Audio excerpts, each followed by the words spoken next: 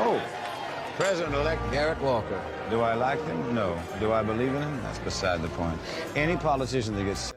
Did you see that the main character talks directly or just stares at the audience here? This is called breaking the fourth wall. The fourth wall is an invisible barrier that separates performers from the audience. While viewers can see through it, actors still are unaware of the audience. This phrase can also be applied to things outside mere movies and TV shows, with online video platforms quickly gaining popularity. I think it's time for us to see how online videos treat that wall, and among all those streaming platforms, TikTok is definitely the most iconic and worth looking into. Hence, the title of this video, The Fourth Wall of TikTok. I'm here to ask the question of how TikTok influences the relationship between content and its audience. Nowadays, regardless of how seamless your experience, you can't get around the fact that everything about that app is manufactured and pre-planned. Nothing in it is without a reason, as designer and programmer must go through the effort of realizing such features for whatever reason they have. As a uniquely young heavyweight in the online video industry, TikTok is worth looking into to see what the platform is doing so differently to gain popularity at such speed. The book, TikTok, Creativity and Culture in Short Video, written by Professor Debongvi Valdovinos K. and his colleagues, defines the features of short video as the length of content, endless scroll, native video production, and replicability. While we go through the usual TikTok user experience, it is not hard to see why they chose these four, and we're about to break this down. The experience on TikTok begins immediately after the initial screen featuring the TikTok video. Once you enter the app, you're greeted by an endless scroll of videos offering a seemingly infinite amount of content that can absorb your attention and time.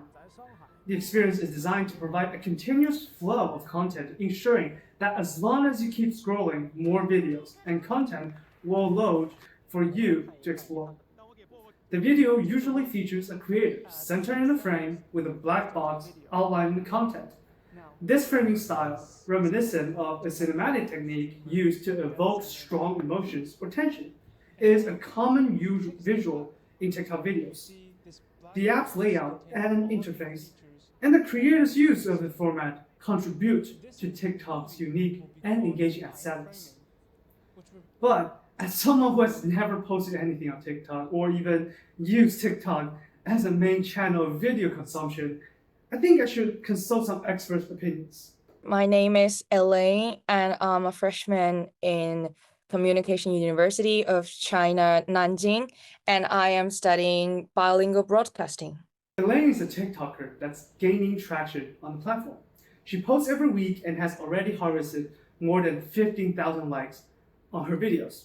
The video she posts fits perfectly into the pattern we discussed just now. She, sometimes with a friend, is always in the middle of the frame, lip-syncing and grooving to the music. And have you noticed the black spots there? She encloses herself in the frame as if there's a visual ceiling and walls. This technique is referred to as tight framing by the movie industry. This doesn't make much sense in the context of her videos, where in a movie, time framing would normally indicate extreme distress or emotions. And it is just one place where TikTok has made changes to the traditional video techniques and created its own genre. The most important part of the creation process will be how easy to shoot a TikTok video. Just as it is described on the TikTok official tips for creators, all you need is your phone, and everything that comes with the app should enable you to join the vibrant community without worrying about being the awkward outliner. And you can just be inches away from tens of thousands of people watching and loving your videos. Template and editing tools are all provided in the app. As I asked Elaine where she learned all her techniques, she just simply replied that she just did it by imitating what other people were doing on the platform, and she figured out this style to fit her content.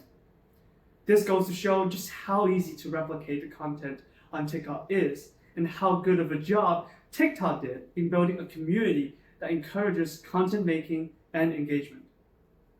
All of this allows many who originally had no interest in making videos to set foot in TikTok. Elaine is just one of many of those people. Well, I think both because well, like 4 years ago, I'm still a high school student and I don't know much about makeup or dressing stuff. So but when I got uh when I went to high school and now I'm in the university, I have uh browsing the TikTok more, so I have seen the trends which is popular these days, and I'll try myself. I sometimes try to, you know, buy some clothes and make some do some makeup, just which is very popular these days. And also, I think TikTok is encouraging because I can see many uh young girls they are willing to post their videos of makeup and their mm, their life. And I think it is very interesting to see um these people who are strangers to me, but they are willing to share their life to me. So sometimes I think maybe I can share mine to them too. I think it is now clear that TikTok has fostered a distinctive content ecosystem by integrating creation tools in its app, attracting a large number of content creators, and building a thriving community. Now, enough about that. Let's shift gears and turn towards the viewing experience of TikTok, or more specifically, how the TikTok interface is so uniquely designed. In the top right corner, you will notice an indicator that suggests you are on the For You page, which curates content tailored to your interests. On the bottom right, you can see buttons for likes, comments, and sharing, strategically placed for easy access and interaction while maintaining the scrolling experience.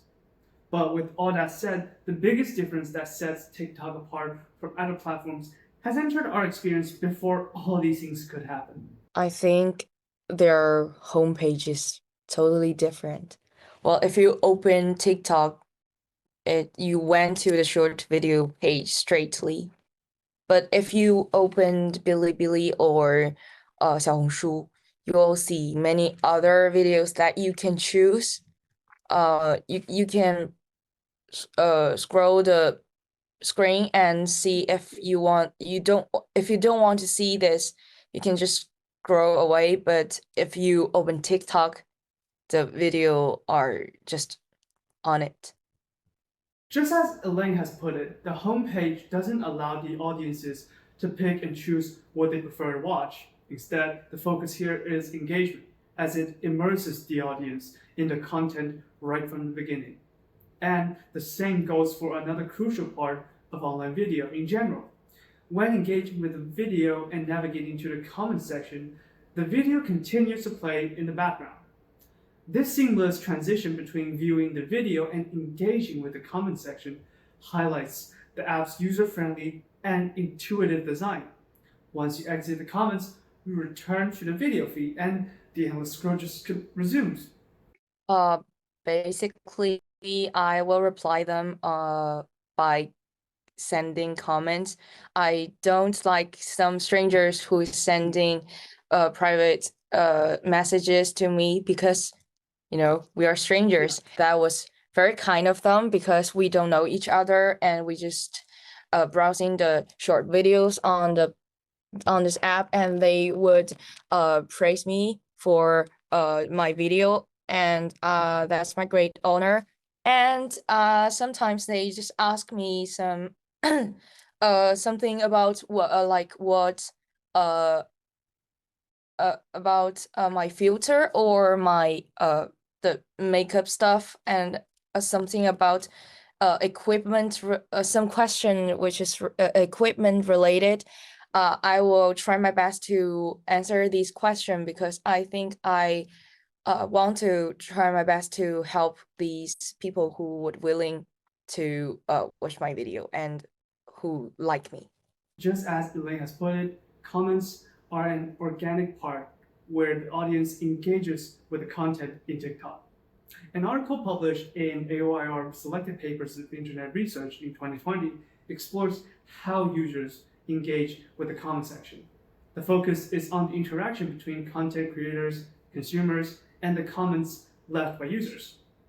Aside from the friendly exchanges mentioned by Elaine, there is actually another part of commenting that forms its unique genre.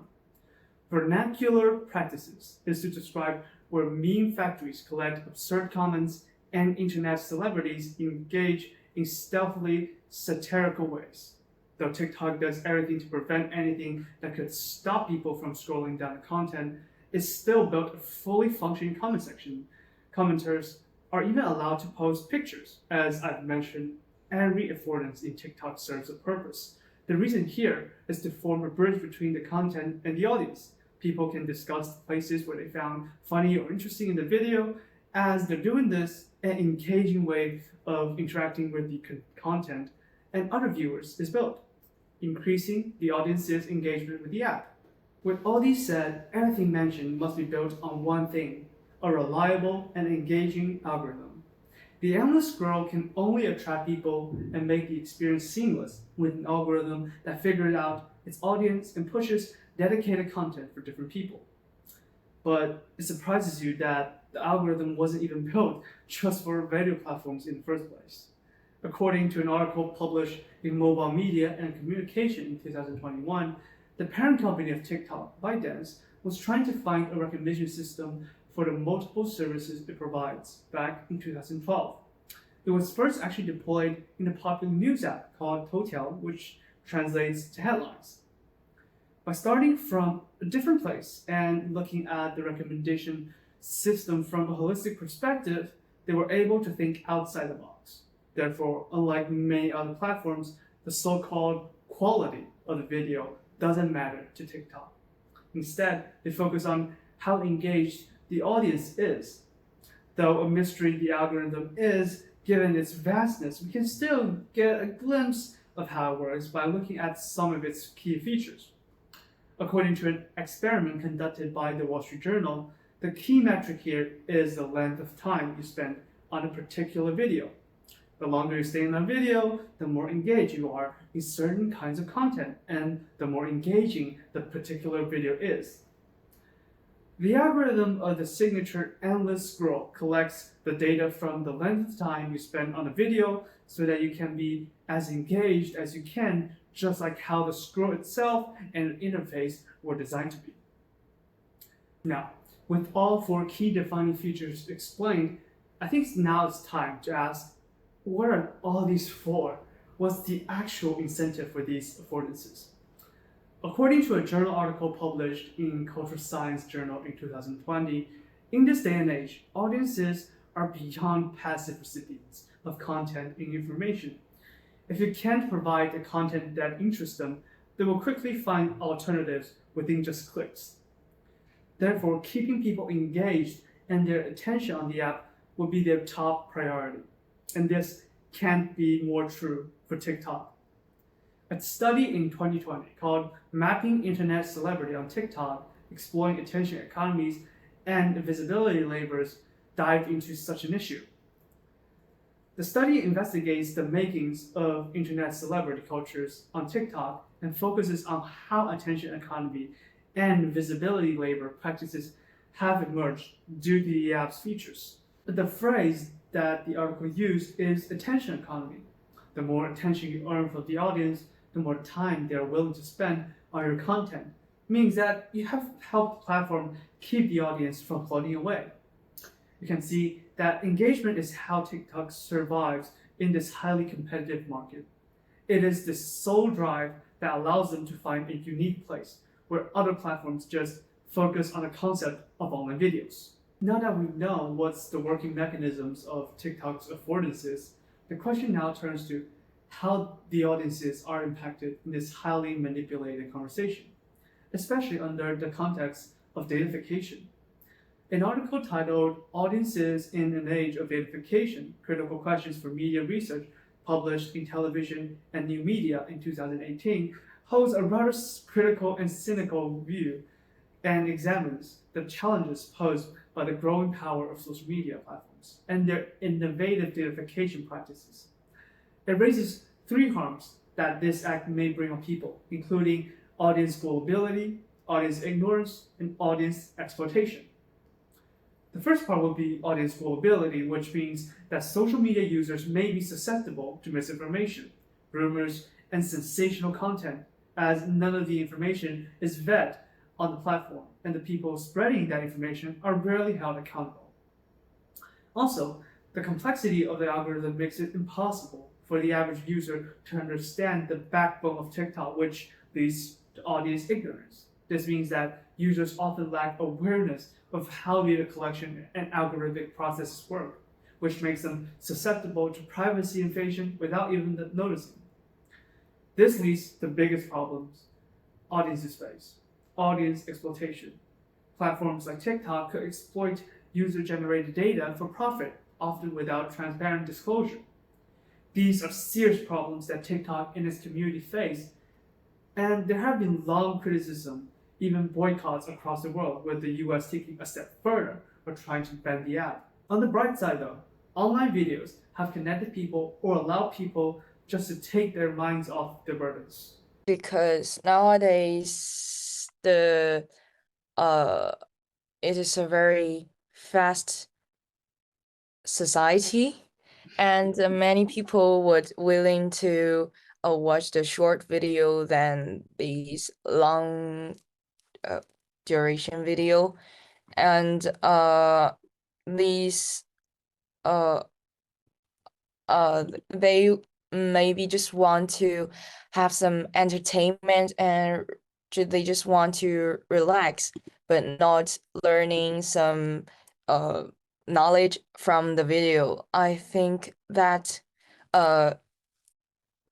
watching these short videos can really kill your time. So many people may choose to watch these short but maybe meaningless video. Now, I think it's safe to say that almost anything about TikTok is arbitrary, from the interface of the app and things underneath the surface, as facilitating certain content is focused towards engagement so that they can better serve advertisers and investors. But is this to say that this sort of hypocrisy is harmful? People around the world were drawn into TikTok, whether it's out of social reasons like Elaine did, or just trying to make a statement in the world. TikTok has created this incredible opportunity for everyone to create videos without any burden. Regardless of what's the reason behind these, I think we can all agree there is a silver lining here.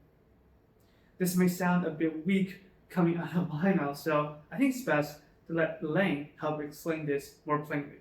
I think it's the diversity of the videos, and I can see many people who are sharing their stories, and I can get to know them. Although we are strangers, but I can know the just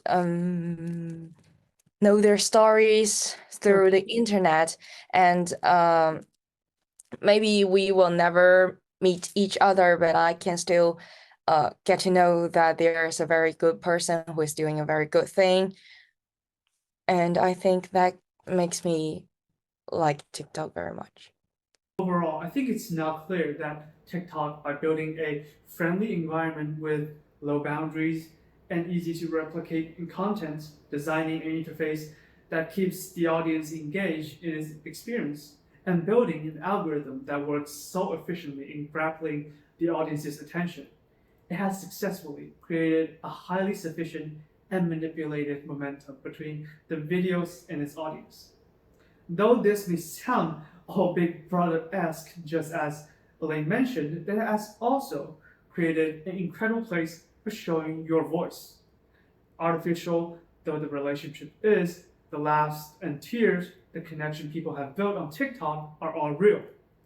Therefore, the benefits may just outweigh the harm many has long been concerned about. Instead of thinking about how we make this relationship natural, think about how to build real bonds over this to resonate with this world. Thank you.